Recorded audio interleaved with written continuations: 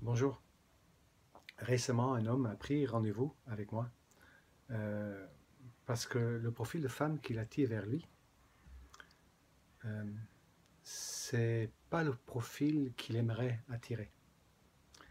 Alors, si je suis cohérent avec l'unité, ça veut dire que moi aussi, je n'attire pas vers moi le profil que j'aimerais attirer vers moi. Certes, depuis ma dernière relation, le profil des femmes que j'attire vers moi a beaucoup changé. Si dans ma dernière relation, ça a pu être très houleuse euh,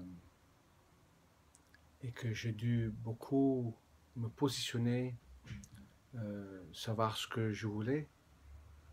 Aujourd'hui, les femmes que j'attire n'ont pas le même comment dire, comportement envers moi. Et attention, je mets aucun jugement vers mon ex-compagne. Si je suis aujourd'hui ce que je suis, c'est grâce à elle, pas à cause. C'était dans l'ordre des choses, sûrement quelque chose qui était juste. Et j'en parlerai juste après. Mais aujourd'hui, les femmes qui viennent vers moi, c'est euh, des femmes puissantes, des femmes avec qui la communication est facile, des femmes avec qui l'intimité est facile, et, et plus que ça même, des femmes qui me témoignent beaucoup de respect, qui m'offrent beaucoup d'amour, de douceur, qui sont très disponibles, de manière générale. Est-ce que cet homme me montre que quelque chose ne me convient pas? Il faudrait peut-être revenir à la base et, et comprendre peut-être ce que je suis venu faire ici. Je suis venu faire l'expérience de qui je suis vraiment, à partir de ce que je ne suis pas. J'attire vers moi, j'attire rien du tout en fait. Je perçois ce qui émane de l'intérieur de moi. Et ce qui émane de l'intérieur de moi, c'est l'idée que j'ai du monde. Donc la femme que j'attirerai vers moi correspondrait à l'idée qu'aujourd'hui j'ai de la femme. Certes, une partie de moi, la partie personnelle, la partie physique, aimerait trouver cette femme de mes rêves, celle qu'on trouve dans le conte de fées, celle qui est parfaite, qui est exactement comme je le rêve, qui quelque part comblerait mes manques, qui ferait en sorte que je me sentirais plus jamais seul, que je me sentirais soutenu et que je serais toujours dans l'humour et dans l'amour et que ça soit complice et tout ça, tout ça. Une partie de moi veut ça. Cette partie de moi adore tomber amoureux, tomber en dépendance, si vous avez bien compris le vidéo que j'en ai fait. Mais la partie consciente de moi sait que ça n'existe pas. Qu'en fait, chaque femme est quelque part la femme parfaite. Qu'elle reste dans ma vie 1 heure ou 20 ans. C'est exactement la femme qui correspond à l'idée que j'ai de la femme en ce moment-là. Et l'idée que j'ai de la femme-là correspond à mes expériences, correspond à ce que j'ai pu intégrer de la femme. Vous pouvez vous imaginer que si j'arrive à intégrer toutes les facettes de la femme et que j'arrive à dépasser toutes les blessures et toutes les a priori et comment dire, toutes les expériences négatives, et dans ce cas, j'aurais plus de problème avec la femme. J'aurais plus de pensées négatives envers elle. Et en fait, la relation serait parfaite et j'intégrerais mon yin intérieur par la manifestation extérieure pour former le un que nous sommes déjà en fait. Donc par définition, j'attire vers moi exactement la femme qu'il me faut. La femme qu'il me faut à chaque instant, c'est la femme que j'ai, ou les femmes qui sont là. Que je sois en relation amoureuse, en lien amical, ou que ce soit juste la boulangère où je vais chercher le pain.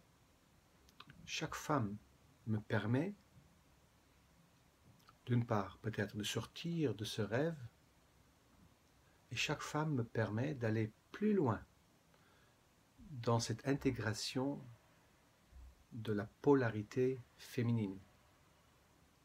Parce que dans le fond, n'oubliez pas, en tout cas, je cherche à ne pas l'oublier moi-même, que tout ce qui nous entoure n'est que une image énergétique, virtuelle, une empreinte dans notre cerveau par rapport à notre perception des fréquences énergétiques.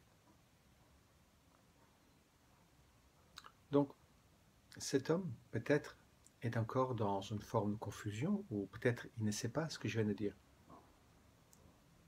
Il ne se rend peut-être pas compte que la situation dans laquelle il est, comme la situation dans laquelle je suis, me permet, chaque femme, et chaque homme aussi, me permet, au fur et à mesure, de faire des choix, peur ou amour, de me positionner, de me définir dans ce choix.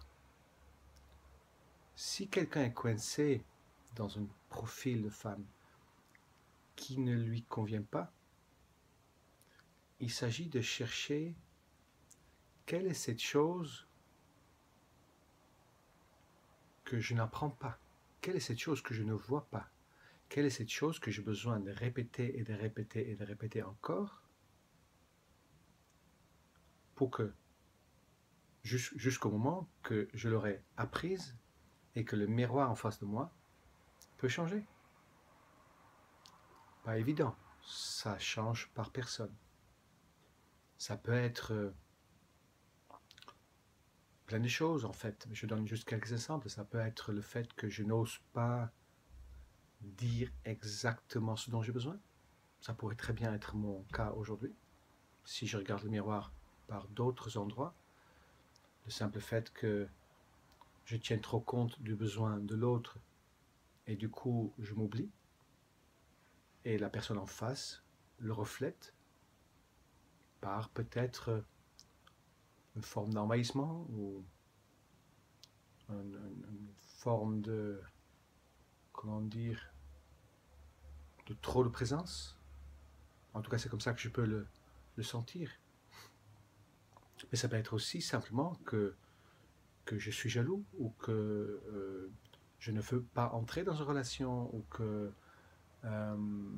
j'ai des problèmes avec mon intimité ou que j'ai une histoire à régler par rapport à ma mère. Il y a plein de raisons différentes, plein de situations que je ne règle pas qui font que mon image en face de moi se fige. Elle se fige parce qu'il y a quelque chose à l'intérieur de moi qui se fige. J'aime beaucoup considérer, comme je l'ai dit tout à l'heure, que chaque femme est en fait la compagne de l'instant parfaite. Et que chaque femme est mon yin, ma féminité intérieure projetée à l'extérieur.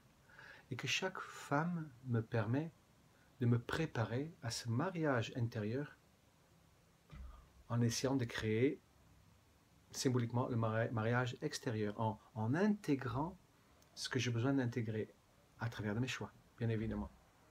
Et que chaque femme me permet de me préparer à la suivante, et à la suivante, et à la suivante. Et peut-être une de ces suivantes et celle avec qui je choisis de cheminer le reste du temps. Mais quelque chose me dit que si j'ai tout le temps le même partenaire et que mon partenaire quelque part n'évolue pas, ça veut dire que je n'évolue pas. Donc le fait d'avoir un partenaire de longue date pendant très longtemps dans une situation qui ne bouge pas peut être signe de non-évolution. Si j'évolue, soit mon partenaire change, soit elle s'en va, soit ça ne me touche plus. Et que quelque chose de l'ordre du bonheur s'installe en moi.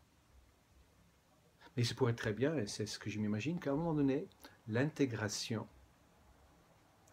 est faite d'une telle manière que je n'ai pas nécessairement besoin d'affronter avec la compagne d'aujourd'hui ou celle de demain, que je n'ai pas besoin d'affronter les choses dures, que je dirais que les choses les plus basiques de l'intégration sont peut-être faites.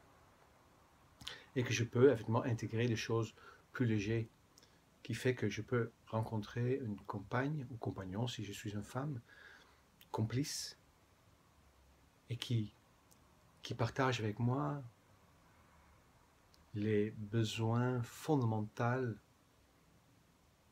pour vivre harmonieusement à deux.